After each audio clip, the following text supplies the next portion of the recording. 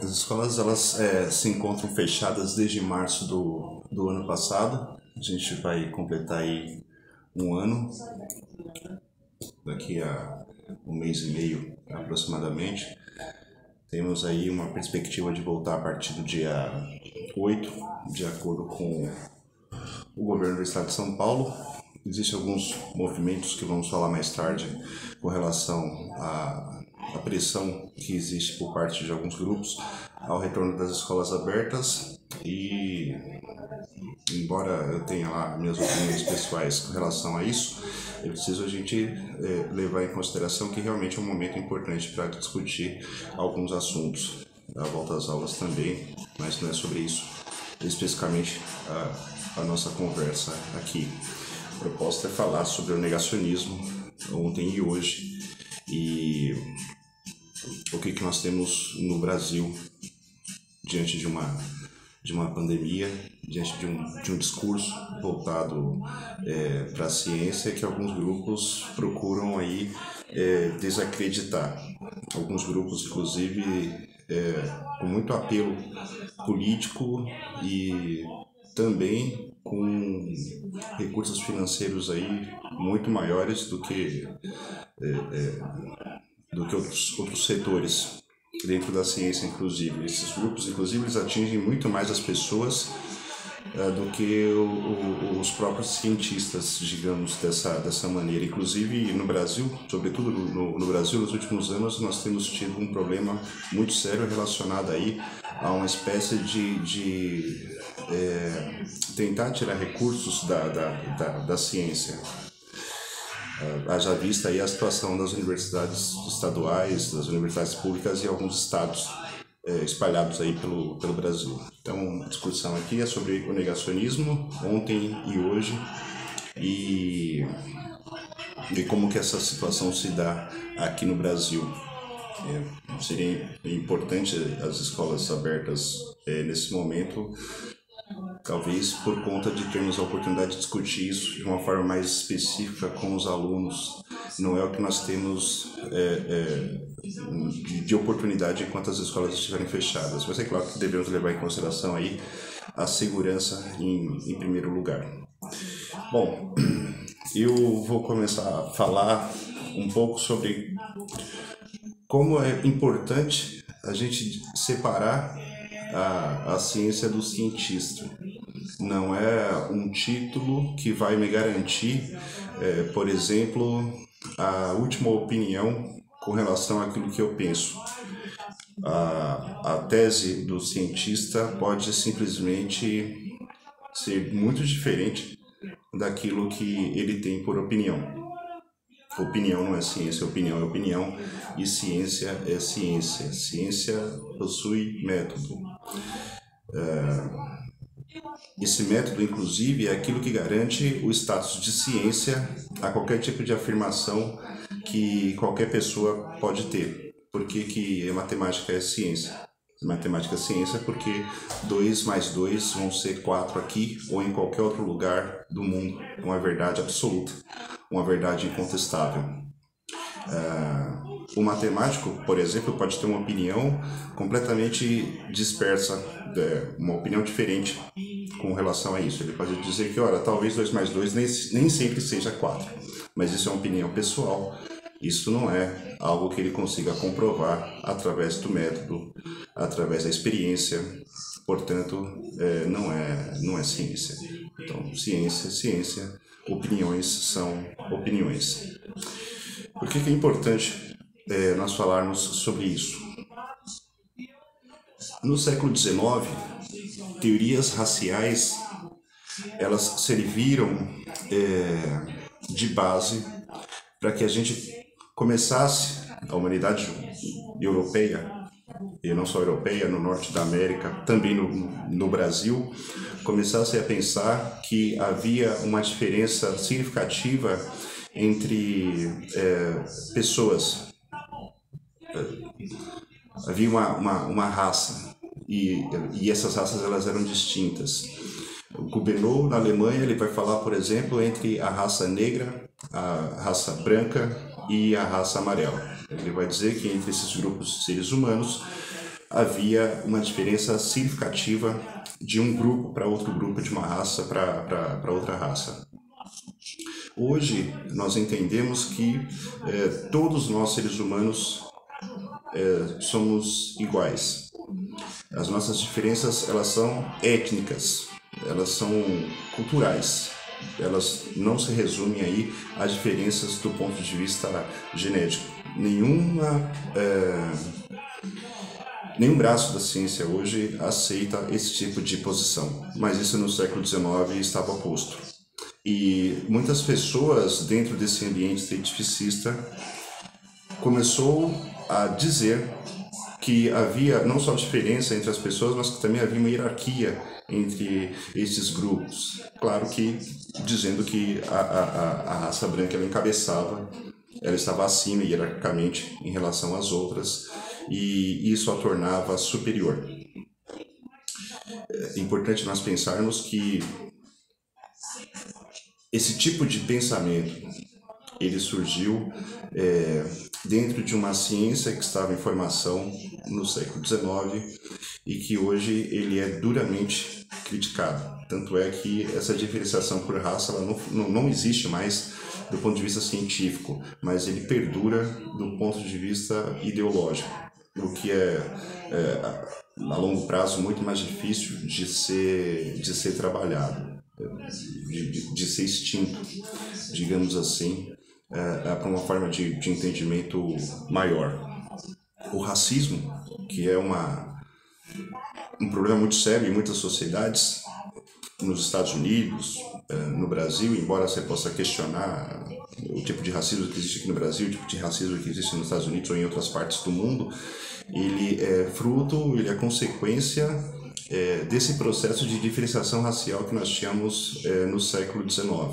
Embora a gente não possa admitir, não possa afirmar do ponto de vista científico que há essa diferença e que o negro, por exemplo, ele é inferior em relação ao branco, ainda assim, do ponto de vista ideológico, essa ideia ela perdura, ela permanece.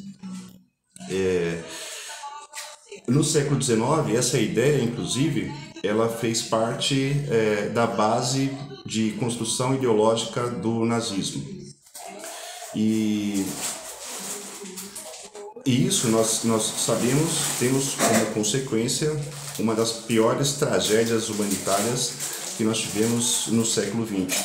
O nazismo ele causou a morte de 6 milhões de judeus no Holocausto.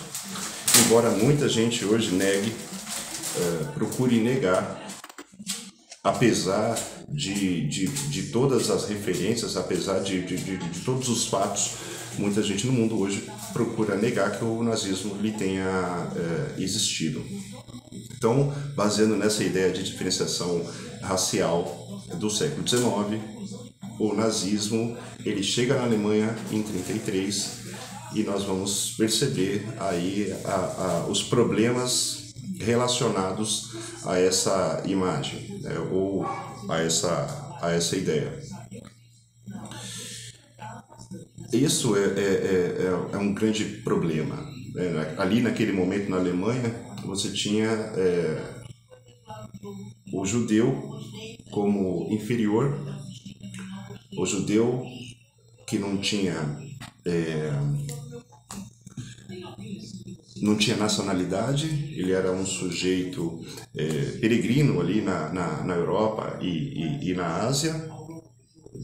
Até aquele momento não existia uma nação fixa, uma nação geográfica para os judeus. Existe uma cultura comum entre todos eles e o nazismo vai usar o judeu como bode expiatório. Inclusive utilizando um documento anterior a isso, anterior ao nazismo, da virada do século XIX para o século XX, que é o Protocolo dos Sábios de Sião, que supostamente denunciava um plano para que os judeus, junto com os comunistas, dominassem todo o mundo. Inclusive a gente observa na propaganda nazista como que essa ideia ela vai ganhando forma na Alemanha. tem um trabalho muito importante sobre isso, eu cheguei a separar aqui, O Eterno Judeu, do Henrique Luz, um trabalho, uma tese de mestrado de 2006 da Universidade Federal de Minas Gerais, em que ele vai trabalhar essa questão da propaganda que vai atingir as mentes e os corações, digamos assim, do povo alemão nesse início do século XX. O nazismo perseguia pessoas, o nazismo matava pessoas, e o nazismo não seria tão destrutivo assim se ele não tivesse encontrado apoio dentro da população alemã nesse sentido. Então a propaganda ela foi muito importante para formar as mentes e os corações dos alemães nesse contexto aí da Segunda Guerra e da ascensão do nazismo na Alemanha. Eu acho até interessante, eu vou ver se eu encontro essa reportagem para colocar na descrição do vídeo depois, sobre uma mulher aqui no Brasil, eu não me recordo exatamente, acho do sul aqui do Brasil, que aos 40 e poucos anos ela descobre que a avó tinha relação com o nazismo na Alemanha. O avô, ele era um membro da SS, e aí quando ela questiona a avó sobre isso, a avó responde para ela de uma forma assim muito incisiva. Os homens da SS eram os homens mais bonitos do mundo. Mesmo depois de tantos anos, a formação da opinião, a formação de pensamento pelo qual essas pessoas na Alemanha foram alvo pela propaganda nazista, ainda perdurava. Mesmo depois da derrota do nazismo em 1945 pelas potências aliadas. Então, observem aqui que nós temos uma teoria científica, entre aspas, uma teoria cientificista, que falava da inferioridade dos povos em relação ao branco, no caso da Alemanha, em relação ao ariano. E que essa degeneração ela seria muito grave para o futuro da humanidade. O que fez com que esse programa pensasse numa forma de reformulação da população através aí da purificação das pessoas, através da purificação da raça com o domínio dos arianos. Aqui no Brasil, essas ideias no século XIX e também no século XX, elas tiveram um grande impacto, inclusive sobre a nossa população. A nossa população ela é formada sob as bases aí de 3 culturas: a indígena, a cultura europeia e a cultura africana. Então nós temos aí o índio, o branco e o negro. E na virada do século XIX para o século XX, quando essas ideias cientificistas elas chegam no Brasil, nós temos um grande problema, porque a maior parte da população brasileira era mestiça. Inclusive, alguns autores, como Darcy Ribeiro, que vai estudar essa base de formação da população brasileira, o Gilberto Freire, eles vão identificar isso de uma maneira, vão fazer um estudo sobre isso de uma maneira mais ampla. Mas o brasileiro, ele antes de mais nada, um mestiço em sua formação. E que muitas pessoas iriam enxergar nessa mestiçagem o problema maior do Brasil. Então não foi, por exemplo, os anos de escravidão que fizeram o Brasil ser um país subdesenvolvido. Não é a exploração da metrópole Portugal sobre a colônia Brasil que fizeram o Brasil ser um país subdesenvolvido. O Brasil precisava entrar no futuro, precisava se desenvolver. Nesse período, a Europa, através da Grã-Bretanha, já tinha mostrado qual que era a fórmula de desenvolvimento para qualquer país que quisesse entrar, de fato, no século XX, era através da industrialização, e o Brasil não conseguiria seguir esse processo se a sua população continuasse fraca. Era exatamente dessa maneira que muita gente aqui no Brasil pensava. Em frente a isso, então, nós passamos por um processo de engenharia social complexo, complexo e que traz consequências para a nossa sociedade até os dias de hoje. A sociedade brasileira passou por um processo de branqueamento. Em 1888 nós temos a abolição da escravidão, os escravos se tornam livres, mas esta liberdade, sem um projeto de inserção social, ela se mostrou naquele momento e no decorrer das décadas, ao entrar no século XX, hoje estamos no século XXI, nós percebemos a consequência desse processo, já que o negro ele ainda não está totalmente inserido dentro da sociedade. Precisávamos industrializar. O sul e o sudeste do país começam esse processo de industrialização e eles vão optar, essas duas regiões no Brasil vão optar pela mão de obra de fora, a mão de obra europeia, branca, sob o pretexto de que essa mão de obra europeia ela era mais qualificada para o trabalho industrial.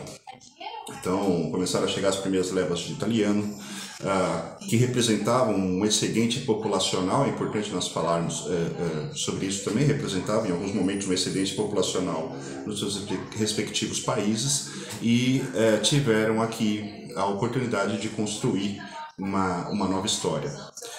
Italianos, alemães, depois nós vamos ter por volta dos anos 20 japoneses, várias nacionalidades, mas principalmente a europeia compõe aí o grupo de pessoas que chegaram no Brasil e que se responsabilizariam aí por esse processo de branqueamento. Bom, nenhum ser humano ele é menos inteligente por conta da sua etnia. O que nós temos que levar em consideração é exatamente isso.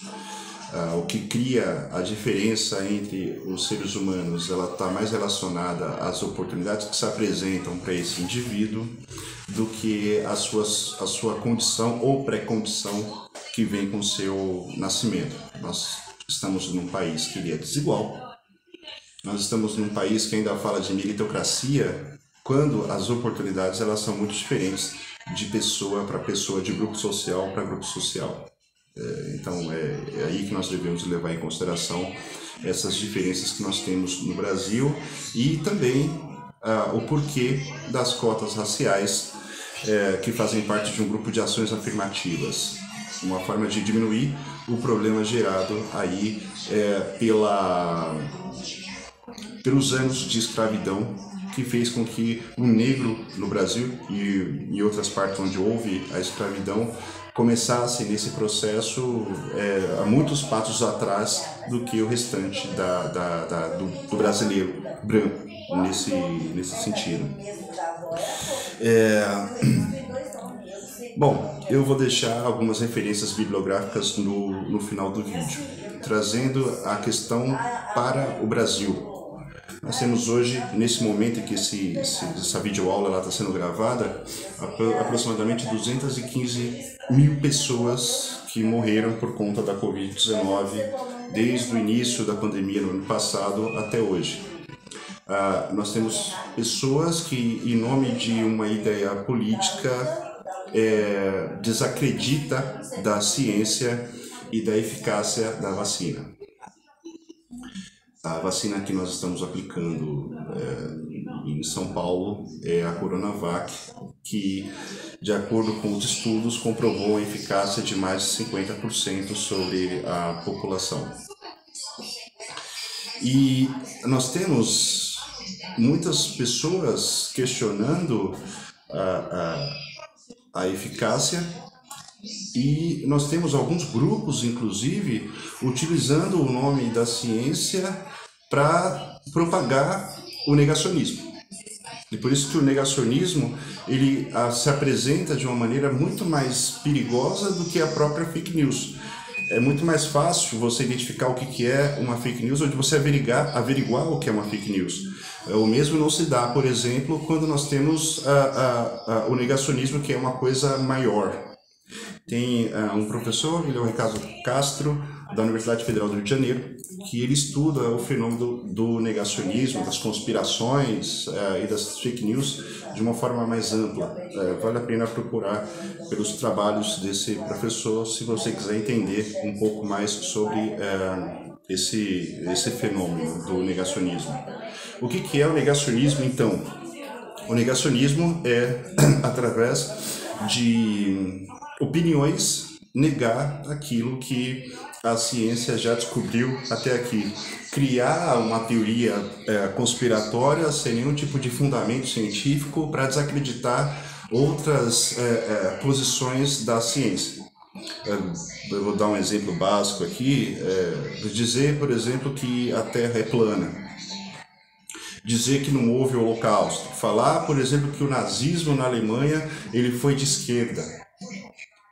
Sem entender qual que era o contexto do surgimento do nazismo na década de 30 na Alemanha. Você pega o termo, né, os dois termos que são opostos, que são distantes politicamente, nacional-socialismo.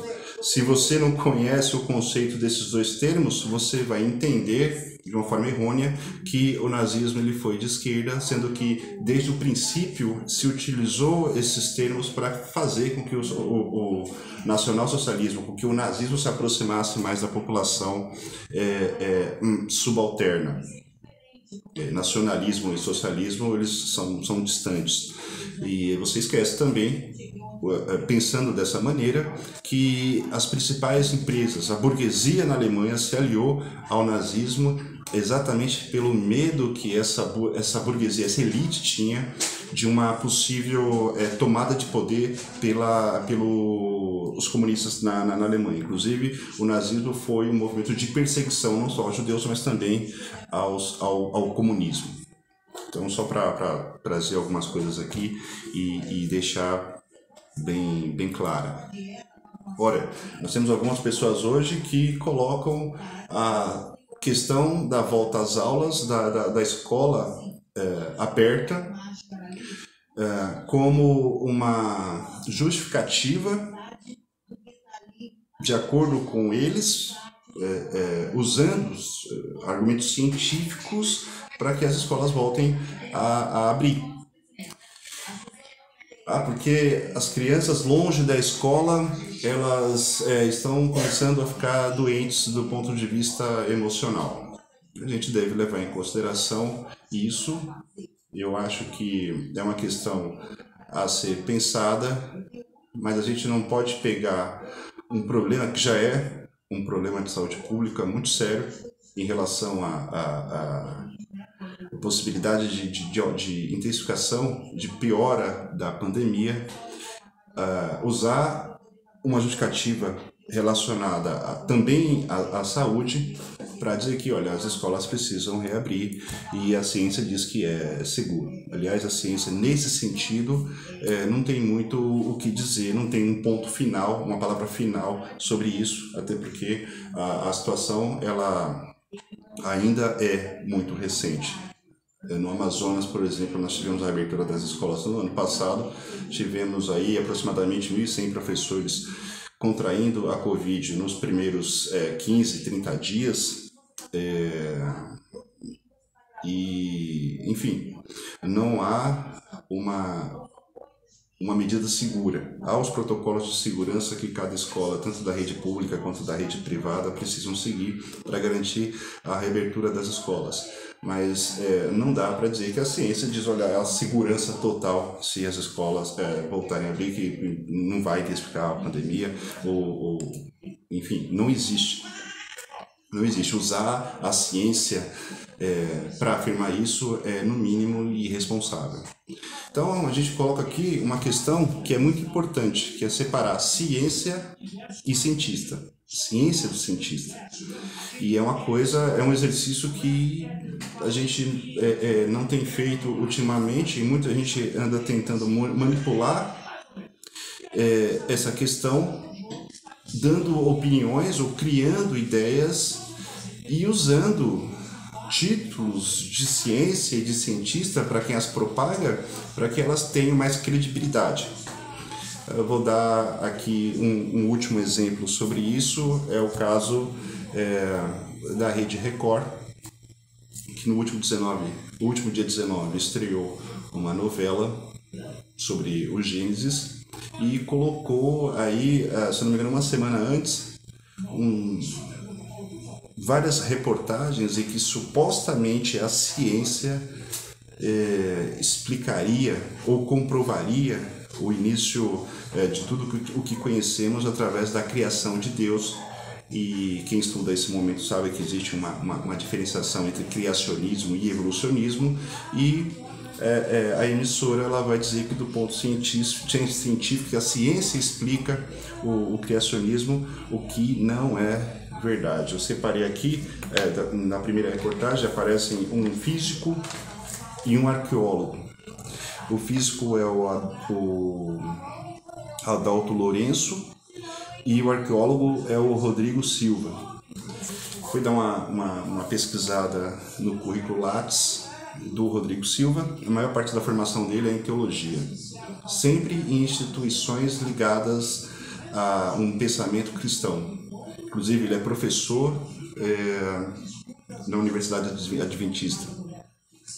E eu fui procurar os trabalhos que ele tem em arqueologia, e esses trabalhos, nenhum desses trabalhos ele relaciona arqueologia e criação.